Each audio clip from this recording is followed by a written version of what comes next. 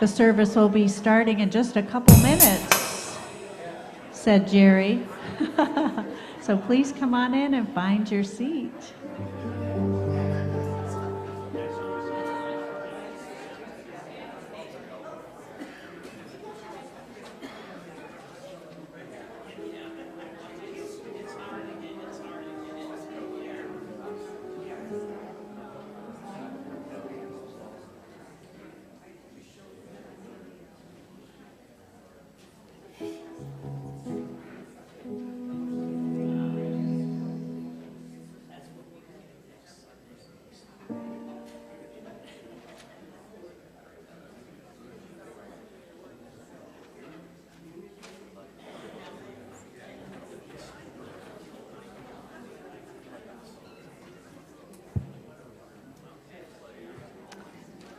Good morning, everyone. Happy Sunday. You guys are so vibrant this morning, and how nicely you got all settled down to start the service. We are happy to be here sharing together as this vibrant, loving community. And so we begin our service as we always do, centering into that knowing of the presence and power that is God. Please join me here in this place.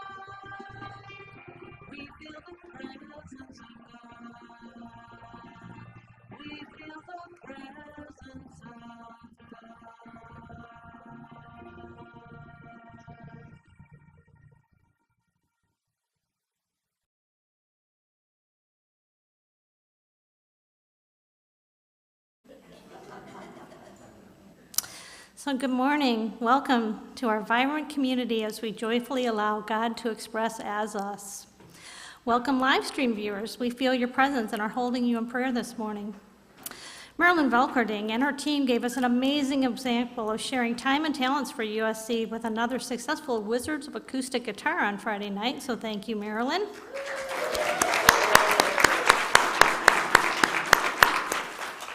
If you'd like detailed information on all of our ongoing activities and classes, please look at our website or take a bulletin insert with you. My name is Shannon Hoff-Smith, and I'm happy to be assisting Bruce Price this morning as he continues his series, The Adventures of Your Life, with today's message, The Process of Creation. Welcome back, Bruce. And now, please stand and we'll share our celebration song. We are planting seeds.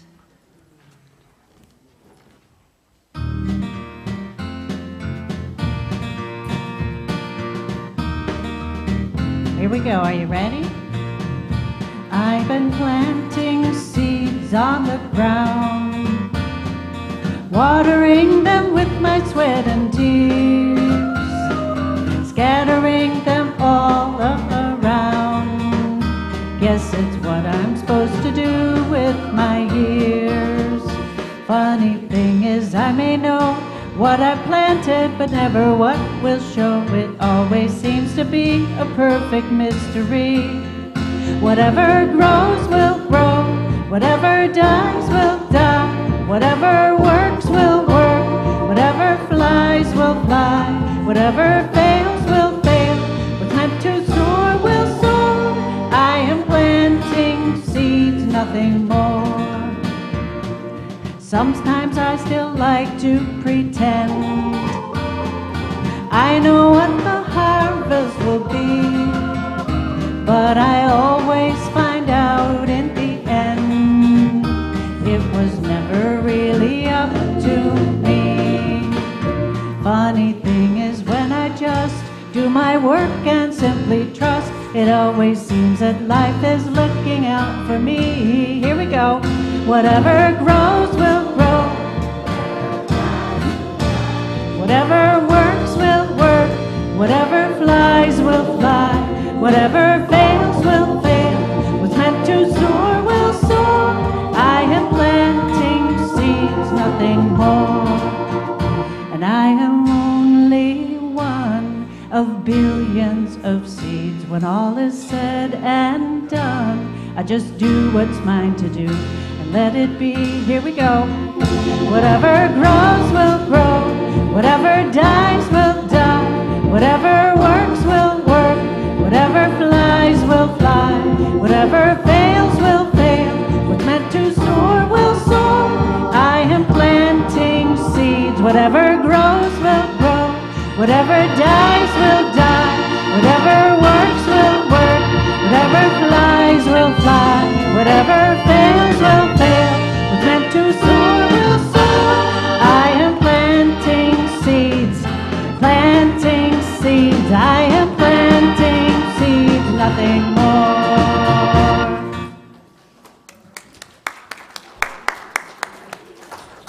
Please remain standing and let's repeat our church affirmation together. As I realize my oneness with God, I am healed, whole, and well. Please be seated.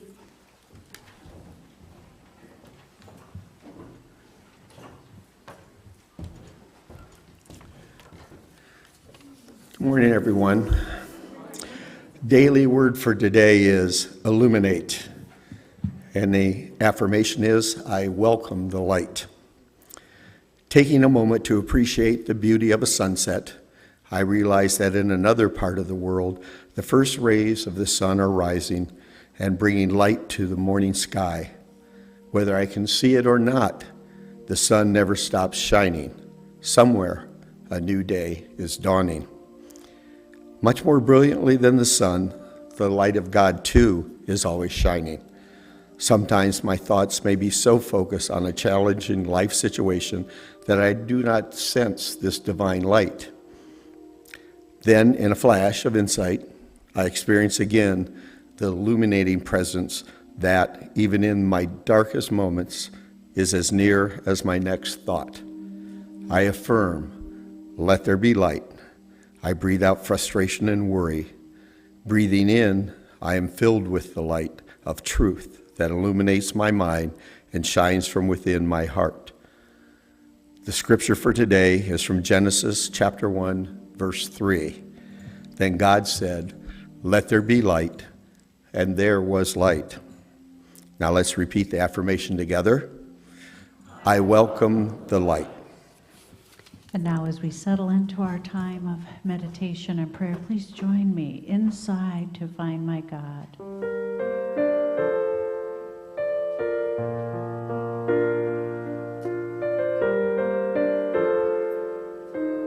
I will leave this world as it is, go inside to find my God. I will leave this world as it is, go inside to find my God. Inside there is peace, inside there is joy, inside there is more than enough. Inside there is peace, inside there is joy, inside there is sacred love. I will leave this world as it is, go inside to find my God. I will leave this world as it is, go inside to find my God. And now continuing to prepare for meditation, just settle into your seat. Let the seat hold you and set down anything you might be holding. And if you're comfortable, just close your eyes. And also set down any thoughts that you're holding that don't feel like God. Thoughts of fear, thoughts of worry, of doubt, thoughts of what you're going to do later today. Just set it all down. Leave the world as it is. And breathe in the awareness of the presence of God. And breathe out anything that does not feel like God. Inside there is peace, the peace of God. Inside there is the sacred love of God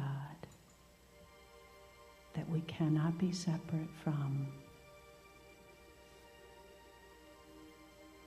So leave the world for just a few moments and go inside to find your God.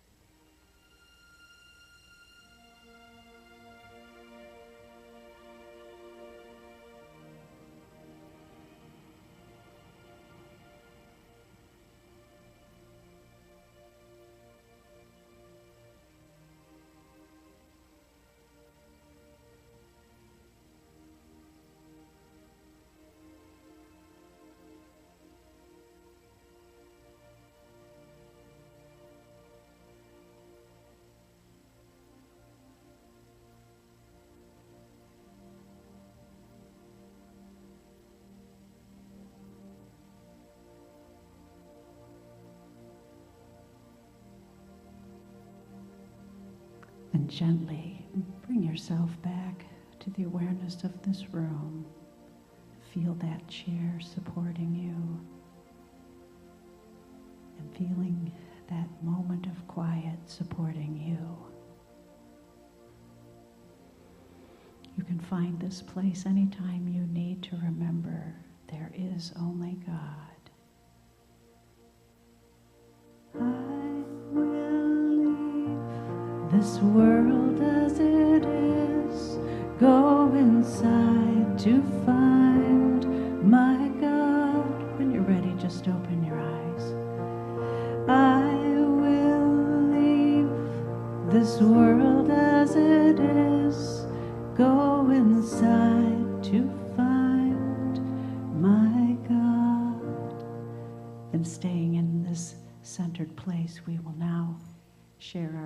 imaginative prayer.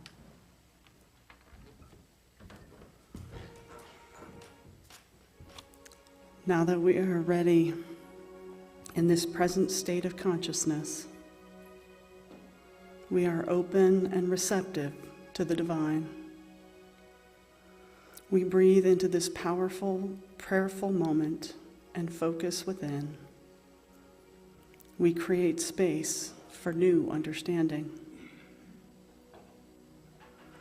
We recognize the everywhere present, all power, all-knowing God of our understanding as the center of all being. All things are possible when we realize oneness with God. We see God as strength, as vitality, as abundance. And as God is strength, we see that strength in us. As vitality, we emanate health and well-being of our divine Creator. Abundance is ours when we are connected to God as the source of all perfection. In this consciousness, we realize divine strength, vitality, and abundance for ourselves and for those for whom we would pray. Let us say their names aloud or silently at this time.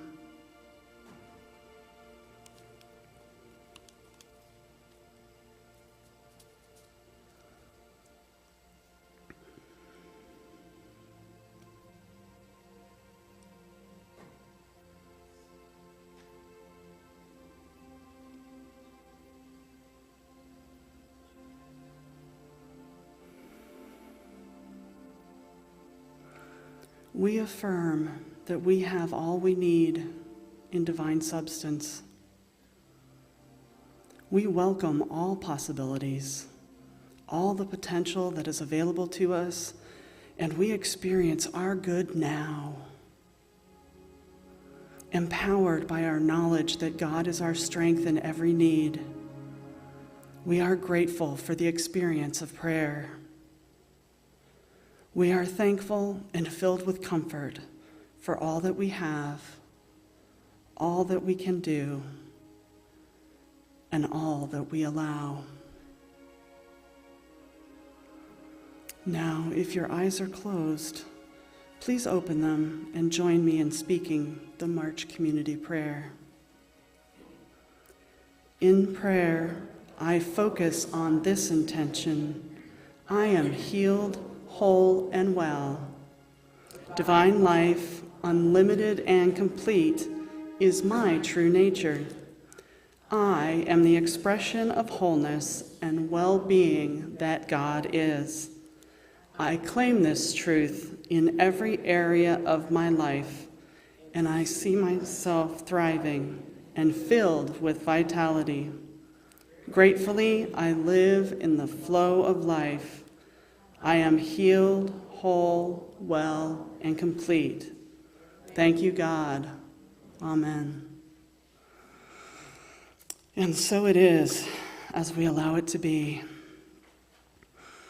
My name is Michelle Coles, and I'm available after service for individual prayer, along with several of our prayer chaplains in the prayer sanctuary out in the hall. So if you're online, please visit our website and request an online prayer, and we will respond within 24 hours. Thank you.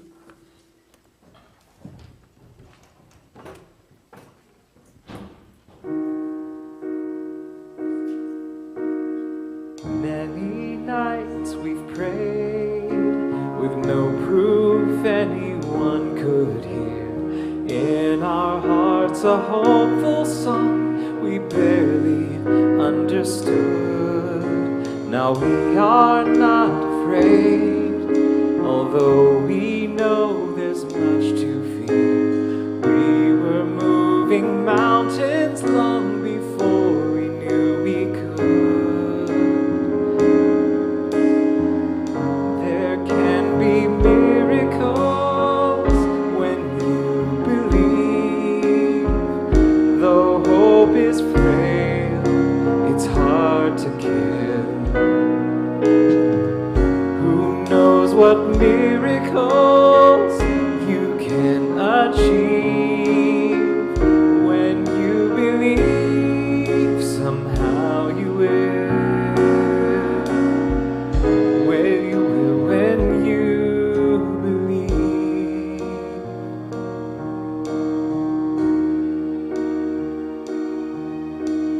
Easy to despair when all you hear is fear and lies. Easy just to run and hide, too frightened to begin. But if we dare to dare, don't wait for answers from the skies. Each of us can look inside and hear the song within. There can be miracles when you believe. Though hope is frail, it's hard to kill. Who knows what miracles you can achieve when you believe, somehow you will. When you believe, and they don't always happen when you ask, and it's easy to give in to your fear. But when you're blinded by your pain, can't see a way clear through the rain, a small but still resilient voice says hope is very near. There can be miracles when you believe. Though hope is frail, it's hard to give. Who knows what miracles you can achieve when you believe, somehow you will. Now you will. You will when you believe. You will when you believe.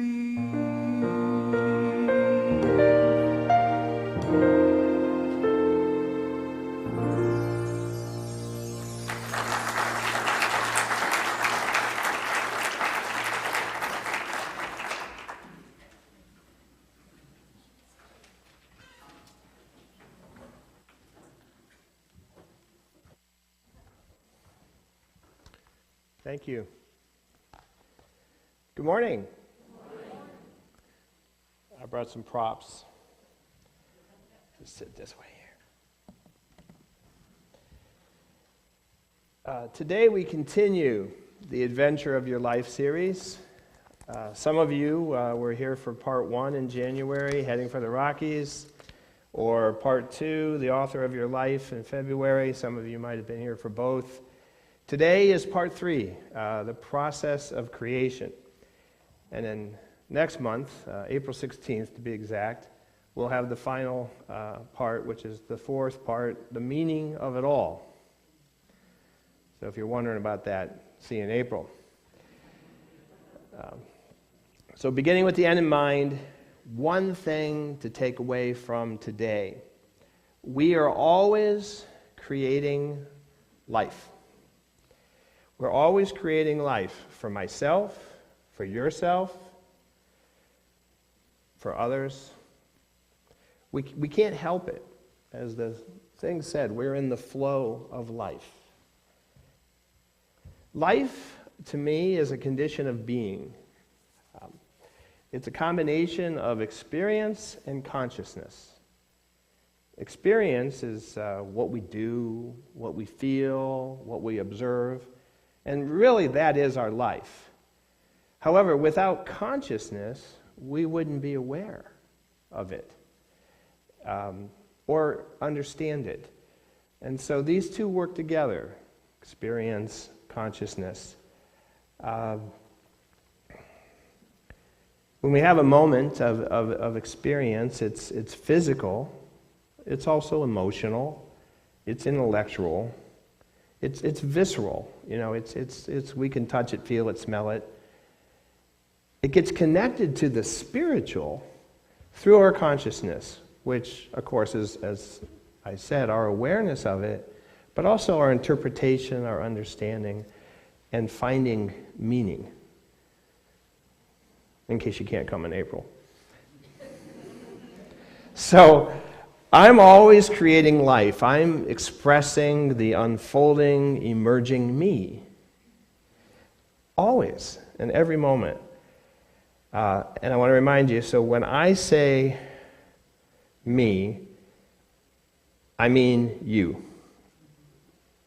Which means me for you, and you for me. So we create clarity through confusion, probably, and hope that some of it lands. I am always creating life, expressing my emerging, unfolding me. So interestingly, that makes me the role model of the idea of me, Bruce. After all, who else is going to do it? It's really up to me. I'm a role model for me, not necessarily for you. But every step I make leaves a print. Every sound leaves an echo. Every movement leaves a trace as I carry on blazing my trail through the infinite possibility and navigating a journey that is uniquely mine. And so everywhere I say I, my, and mine, you put in the same words for you, right? I'm always creating, even in this second, and so are you. I am always creating. I am the author of my life. Yet, I do not create alone. I co-create with God. Often when I say that, I look up, as though God was up, when in truth, God is within, as well as without, including up, and everywhere in between. As a friend of mine used to say, and you hear it in Unity occasionally, there is no spot where God is not. God is quite ubiquitous. I co-create with God, opening up the unlimited possibilities of infinite mind. I also co-create with you. Each of you, each and every one of you, because each and every one of you are an expression of God, a manifestation of the divine source. So as I create, I'm bound by what I am currently thinking of as the inevitability of interconnection. It's kind of a nice sounding phrase, the inevitability of interconnection, because even as I thought of my affirmations, like we're here to remind ourselves, like one of the reasons we come to a place like this is to remind ourselves that we're not alone. First of all, we're always with and expressing God, but also we're sharing this experience in time and space with each and every one that's with us. And it's really nice to affirm that we are not alone. We have the inevitability of interconnection because we are truly one. So as I create my life, as I create the adventure of my life, I'm heading for my Rockies, my Rocky Mountains. As I create the life of my destiny, the life I create for me impacts you. And anyone who is aware of me holds this awareness in their consciousness, and is influenced by this awareness to some degree, either lesser or greater. It's inevitable. Once you're aware, you are aware. You can't unsee something, you can't unfeel something. And what you're aware of impacts you. And so we do impact each other. And we impact each other's process of creation. So we are traveling together in a creative flow. Moment by moment, breath by breath, inspiration by inspiration, smile by smile, laugh by laugh, tear by tear, blessing by blessing, we are creating the adventure of our life. I hope it's fun. I hope you're having fun. And in this flow, we are bound to one another. We are moving as what people refer to as a cohort. We're just all going through time and space, uniquely individual and collectively as one. We are surfing the wave of unfolding time and space. Like we can't stop, because you just get pushed forward by the wave. So you might as well surf and enjoy it, right? As Billy Joel sang, we didn't start the fire, but it's ever burning since the world's been turning. Not quite sure how we ended up in the fire, or why that's a good metaphor, but we're in it. And we might as well surf. So, in the midst of it all, here we are. We are always creating life. We are creating the adventure of our life. And so, if nothing else, that's what to take away from today. But there's more. So in the Adventure of Your Life Part 1, which we did in January, heading for the Rockies, we focus on the power of faith. The courage to act, to go for the Rockies. The courage to act empowered by the confidence that we get from our faith. Faith in our ability to handle whatever we encounter. So with faith, we know that whatever confronts us, whatever the presenting moment gives us, whatever challenge we embrace, we will find the path through, around, over, under, and continue our journey. The courage to move forward in faith, in the words of Henry David Thoreau, go confidently in the direction of your dreams, live the life you've imagined. And I know I've mentioned this again. This is a key part of the series, especially the faith part. Each and every one of you has handled everything. Evidence is clear. Verily I say unto you, you've done it. I say the truth because here you are. You've done it. The thing that I want to emphasize today is the importance of leaving a significant amount of room in your experience and in your consciousness of your experience, being your life. Leave a significant amount of room for clumsiness. Yes, it's true. You know, think of actors. Before a public performance, actors spend a considerable time. They plan, they practice, they script, they rehearse, and they want to get everything right so that when the camera comes on, it looks flawless. And despite all of that, guess what happens? It's not always flawless, right? And how much fun do we have watching the blooper reels?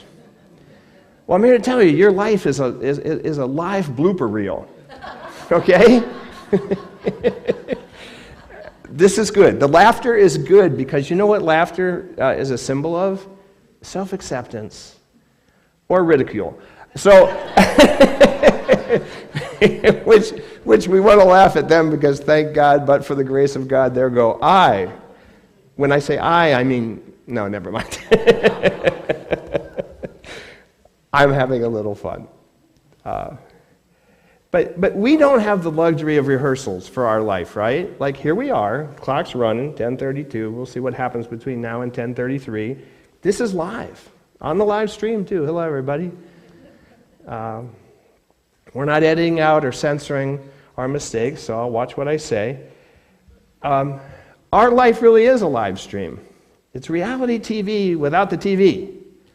Because, even in reality TV, what a joke. A lot of that stuff is scripted and planned. So it's not really reality. Well, it's reality, but it's not like your life live, right? So you get the point. So if we're always creating life and we're just in the mode of the flow and creating it as we go, we're going to make some mistakes. It's trial and error. So we need to have some room to be clumsy. So when the actors are practicing, there's a lot of clumsiness, I bet, in the rehearsals. And there's probably some actors in the room that could share and verify what I'm talking about. A lot of missteps. A lot of trial and error. A lot of, dare I say, the process of creation. Because how do you find out what works? You try something. You see what happens. You adjust. You try again. In the most simple, basic terms, that's the process of creation. I'd like to encourage removing the pressure of needing to always get it right. First of all, who in the world decides what that is? You're the author of your life, so I guess you do. But you'll get opinions from the peanut gallery.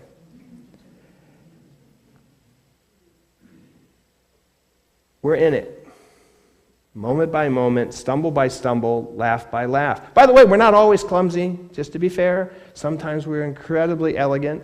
I'm usually most elegant when I don't do it on purpose, and it just happens naturally. There's probably a message there about finding that God within and letting life be. But we can't do all the messages on one Sunday, so we'll just stick with this one for today. It's okay to be clumsy in movement. It is so okay. It is so okay. It is natural. It's who we are. Clumsiness is beautiful in its own regard.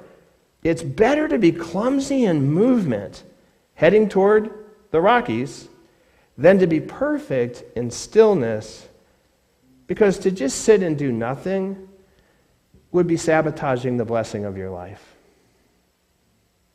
You were born to be clumsy. You are here to be clumsy. So now I have the second thing that I want you to take away from today.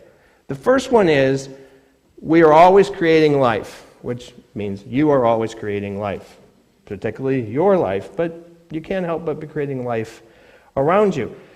So the first thing is, we are always creating life. Then second thing is, you are here to be clumsy. As we're heading for the Rockies, creating the adventure of our life. So when we're clumsy and we're not okay with being clumsy, there's a tendency to want to give somebody else credit for our clumsiness. We call this blame. Okay? Anybody familiar with this? I'm not.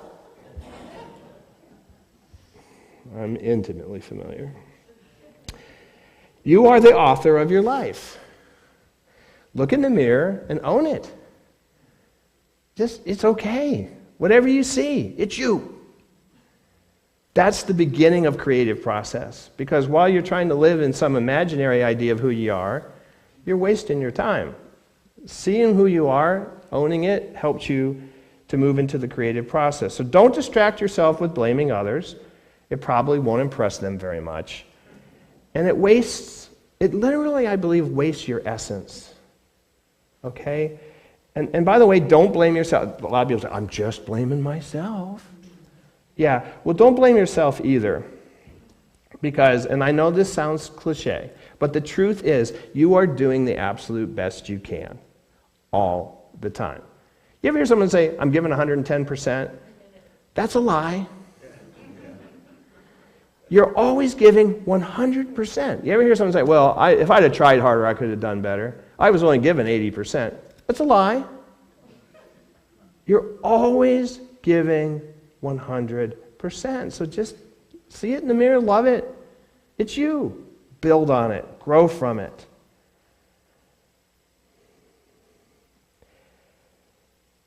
Thank God the people around us make mistakes.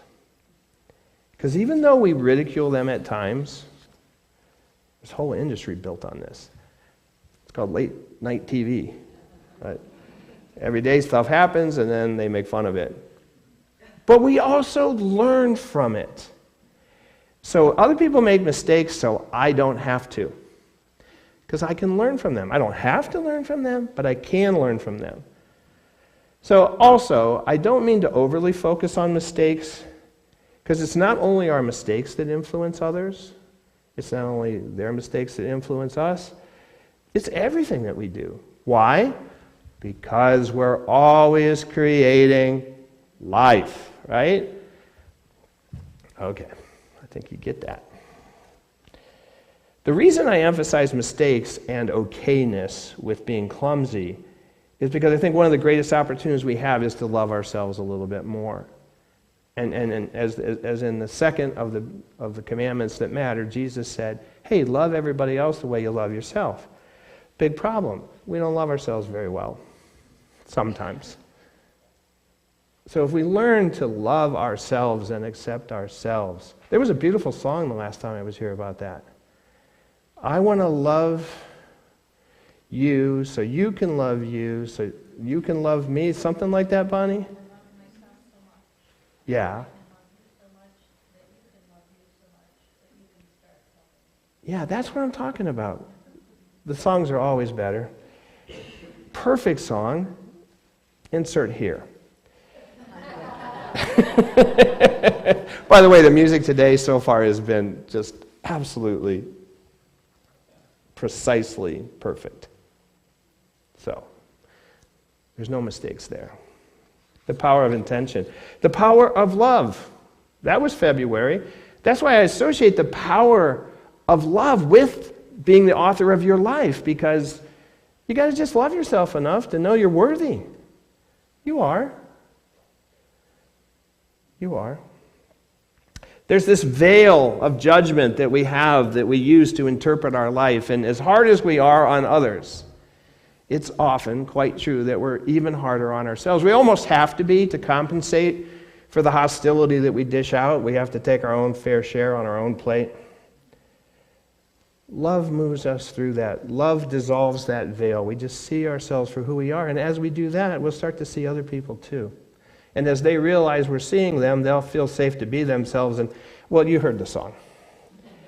The process of creation. So here you are on the adventure of your life. You've got the ambition and the confidence to go forward to the Rockies, and you embrace the power of being the author of your life. So what's next? You being you. You being you. Doing you. Always creating life through the process of creation. So the process of creation is essentially the third and fifth basic principles of unity. I love how good these principles are. I use them every day. And you do too, whether you realize it or not. Bless you. You know, just about this point in the talk last week, somebody sneezed and I said, bless you. I even have a note here. How'd you know? Health. We'll get back to health. So, we co-create with God through thoughts held in mind. Also, through thoughts, words, and actions, we live in the truth we know. Now, I know the Westlake interpretation of the principles is slightly different, but that's the essence, right?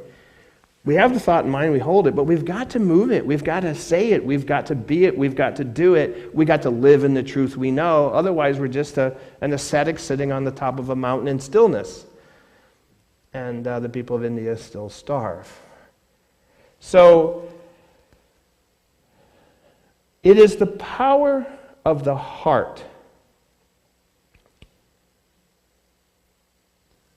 Where'd that go?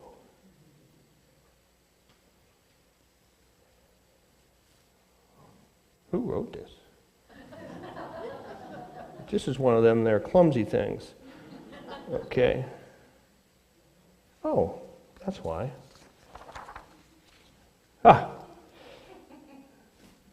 pardon me, we co-create, we did that. So, let's talk about the Trinity, right? So, Father, Son, Holy Spirit. That's traditional religious Christian Trinity. Metaphysical or unity, Trinity. Mind, idea, expression. Mind is infinite source, divine wisdom. It is the Father. Everything that is or was or ever will be comes from that source. But how does it get from there to here? Well, the totality of divine mind takes form through idea. Idea is really like the blueprint. It's not the becoming, but it's how and what something can become. The becoming is expression. And that's where we, in this mortal realm, this physical realm, existential experience, bring it to being through expression. If we think of Christ, that Christ is the divine idea of man, all men, all humanity. Man is born of the Creator, expressing as us. Like, I am an expression of the Father, the divine mind, the infinite source, in the blueprint of the Christ, clumsily expressing it. That's kind of it. Like, when we say you are the Christ, you are. We all are. The Christ is the presence of God expressing as us, through us, by us. Jesus of Nazareth, what do we see him? Well, he's an expression of the Christ. We see him as the highest level of expression of the Christ. So he's closest to the design, but he said, you'll all do better than me if you follow the path, you know? So there's that idea that we all can hold that aspiration of heading for the Rockies, of being the perfect expression of the divine idea of the Christ. Wow, that's pretty powerful, right? We can do that.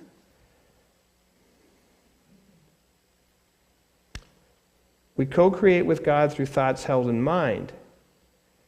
You got to focus on the thought. And so what I believe is that love is the key to both begin and sustain all creation. Because it's love, the strength of love, that helps us to hold those thoughts in mind. And because this is not thinking, thought is different than thinking. Thinking is an interpretive process. Thought is a download from the infinite source. It's the blessing of the Father coming through us into our creative engine.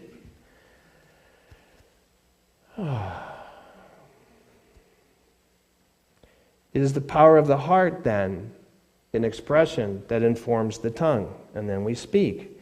It's the power of the heart that moves us to risk our passions. I think I should do that. I don't know. Whoosh! The heart steps in and says, do it! Get on it! Get with it! You know, so really, it's your heart's desire that really drives you. So I say the heart is the core, the basis of all creation.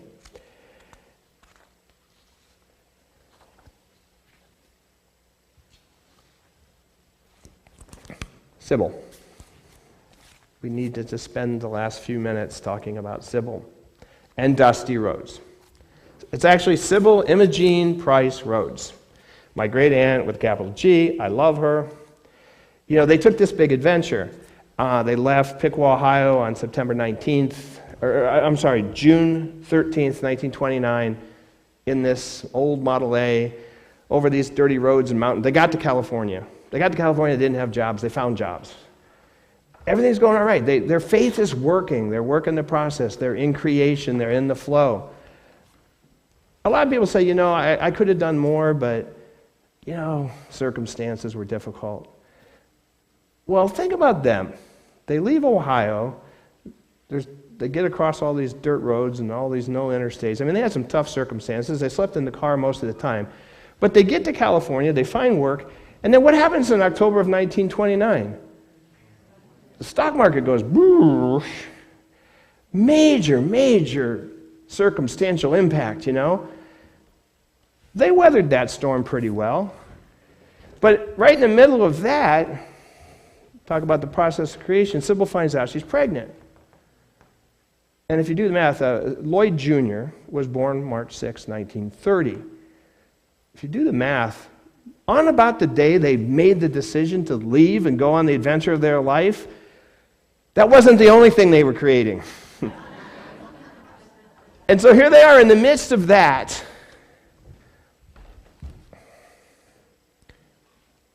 Sybil said in here, I was always pretty much of an optimist.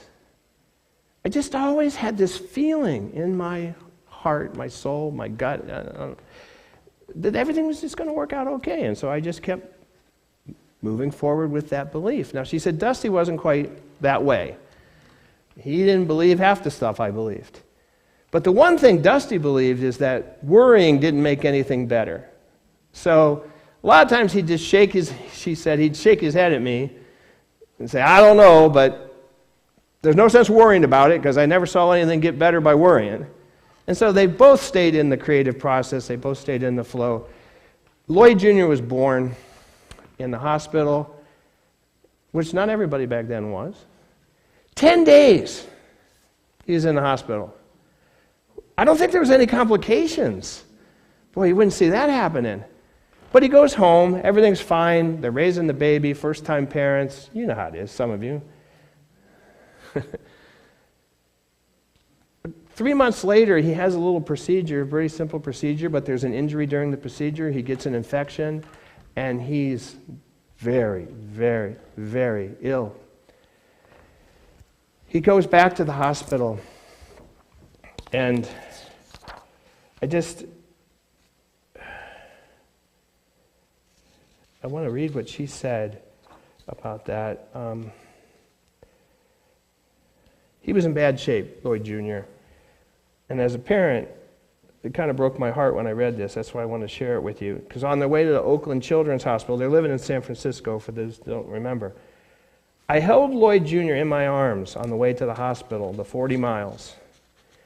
He didn't cry, he didn't whimper, and he didn't make a sound.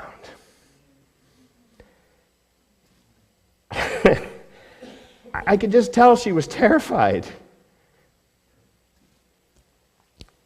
And even though she didn't admit it explicitly in the book, I could just feel it in her words. And I could tell that she didn't think he would make it. And he had an infection, so we're like, what's the big deal? Well, Fleming invented penicillin, or discovered the effects of penicillin in 1928. It wasn't commercially available for another decade. In 1930, the things they called antibiotics were like heavy metals. They killed bacteria, they also killed people. So it was a real dicey situation to try to give antibiotics. So after a few hours, a day or two in the hospital, he's not doing better. They want to give him a transfusion. So get some good blood from someone else. Hey, guess what? Dusty, Lloyd Sr., was a perfect match. Good luck. It doesn't always happen that way, but that is the best chance. So he needs to give a transfusion every other day. So one day they give him antibiotics. If he lives from that, then they give him a transfusion. The next day they give him some better blood. 10 days he was in the hospital when he was born. 10 weeks for this process. You know, they're putting this blood in through the top of his head in the soft spot. Because, like, where do you put an IV in a 3-month-old? They're so fragile, so tender, so innocent, so much love. I know that love is the basis of all creation because we will do whatever it takes for love. And Lloyd had the chance to do that. And you know, I know it says 40 miles, big deal. I drove 40 miles to get here. Context matters. 40 miles was a big journey back then. I don't know how we got across the bay. I don't think he swam. But we do what we have to do for love. And the other thing I want to say about the process of creation is just simply that we're better beginners than finishers, you know? A lot of times we get the idea, the download comes, we're inspired, let's do it, and then we hit headwinds, we hit troubles. The process of creation is really that iterative process. You try, you see what happens, you adjust, you try again, you try again, you try again, you adjust. It's really, as Edison said about invention, which is the same as creation, maybe. 1% inspiration, the idea, 99% the work. Yeah, starting to have a son, easy work. Raising one, keeping them healthy. We're talking about strength and we're talking about health in March, right? So, by the way, light green, my orb of power, my dodecahedron of power, light green, happens to be on there. This is my light green outfit. Strength, health. And I thought, well, what a beautiful thing about marrying that spiritual element of creativity, seeing how love is the basis, because, like, your child. And they were creating him as they were giving him the gift of creation, the gift of life, the gift of blood. And he lived, and they did much more.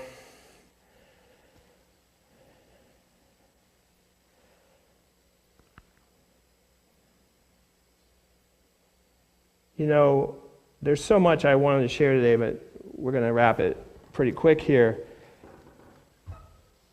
You're a blank slate. John Locke called it the tabula rasa.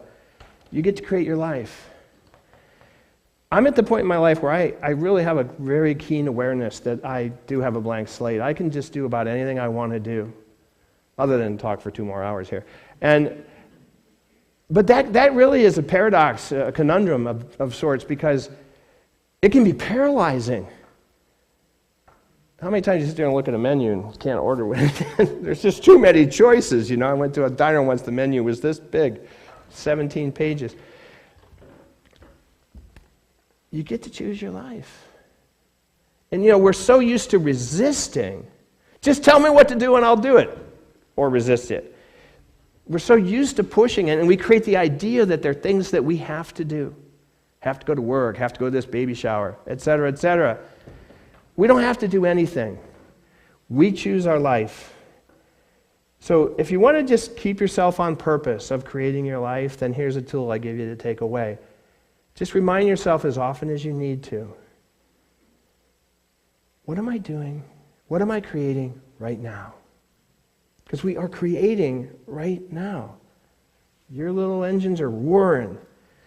You know, I don't know what's been stimulated or what. Maybe you're resisting. That's also possible. Overcome that by recognizing that it's up to you. You're the author. So what am I creating right now? And if you get discouraged, if things go crazy, they go sideways, they're nuts, step back. They used to say if you get angry, step back and count to 10. I never got past 5. But this is kind of like that. Like, just remind yourself, you know, I am this expression of light and God, and I am creating, and I'm affecting everybody around me, everybody who knows of me. And just move forward. In the words of Henry Wadsworth Longfellow, act. Act in the living present. Heart within, God o'erhead. This is from the Psalm of Life. So we are always creating life, even now. So like this right now, let's just take a moment and center. And just realize the pure truth about you. That you are a being of love. No matter what else is confusing or presenting confliction, you are love. And then, like, look around you and see the people around you and see that they are love as well.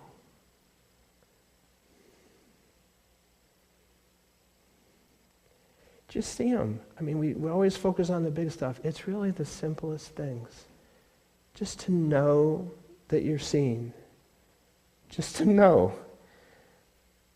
that you're worthy. To know that you matter. And to know that you make a difference. That's the process of creation. We are creating with each other all the time. We're doing it right now, and we're doing it always. I'll see you in April.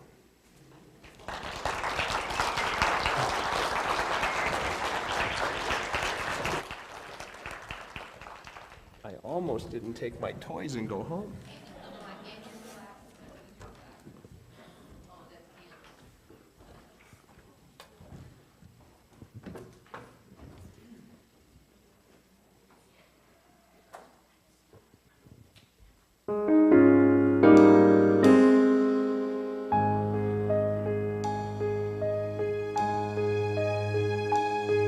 I have often dreamed of a far-off place where a great warm welcome will be waiting for me, and the crowds will cheer when they see my face, and a voice keeps saying, "This is where I'm meant to be."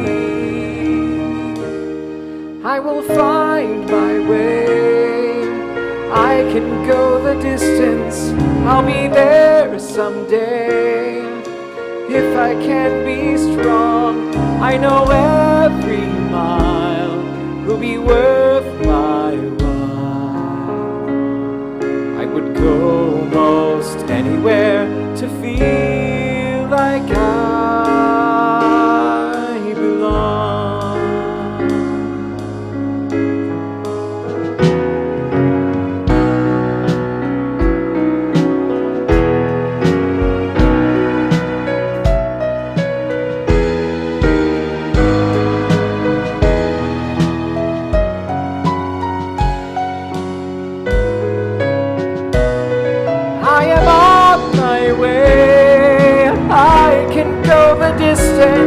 I don't care how far, somehow I'll be strong. I know every mile will be worth my while. I would go most anywhere to feel like I belong.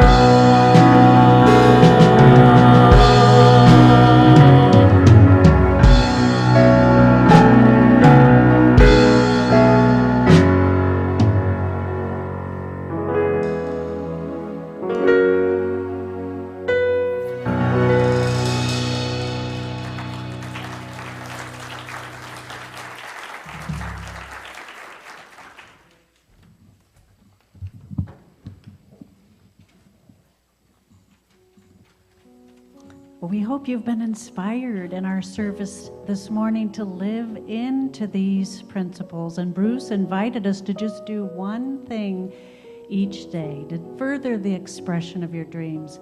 And we have lots of possibilities here at Unity Spiritual Center. Unity is a holistic experience where we learn to expand our mind, our body, and our spirit. So we're going to be hosting the Harmonic Journeys Holistic Fair this Saturday from 10 to 5. And our website will tell you all the vendors and experiences that you can take part of in this event. So allow the healing energy of God within you as you experience prayer, meditation, sound, and Reiki at our monthly healing circle, which is next Sunday after service. Next Monday, March 20th, between 6 and 8, you can experience the turning point when daylight begins to overtake the darkness with our spring equinox labyrinth walk. We just offer so many other ways to do that one thing each day. So check out our website for more details. Thanks, Jerry.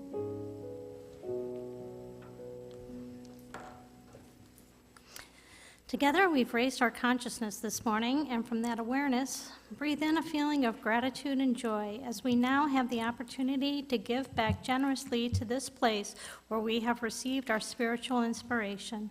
What a difference you are making in the sustainability of our beloved community.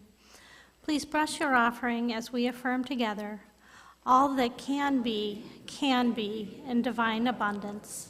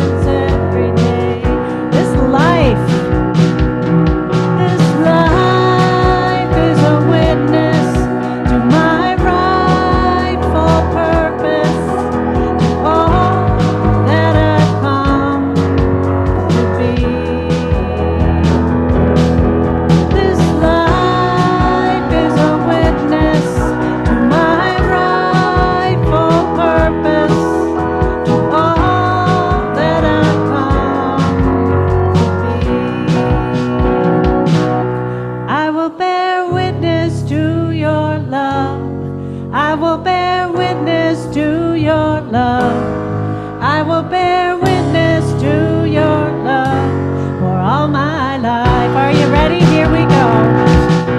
I will bear witness to your love. I will bear witness to your love.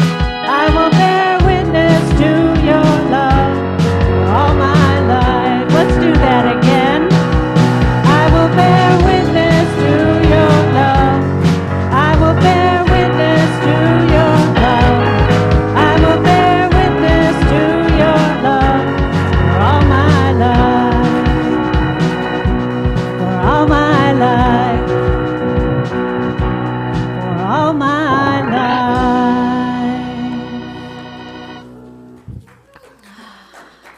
Please be Please seated. be seated.